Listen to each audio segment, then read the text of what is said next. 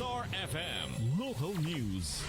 Samantala sa Rizal, na mahigit 50 residente naman po ng lungsod po ng Cotabato, nabigyan po ng ayuda.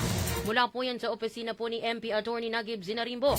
Buong detalye, Bombosay Olis.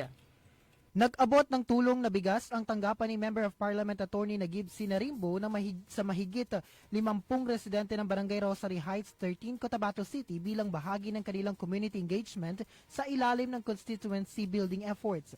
Mula nang muling buksan ang serbisyo ng opisina, umabot na sa 583 bag ng bigas ang naipamahagi sa 12 barangay sa lungsod. Layunin ng programa na matulungan sa kabuhayan ang mga volunteer community leaders na nagsilbing tulay ng opisina sa mga mamamayan at katuwang sa pagpapatupad ng mga programa sa komunidad.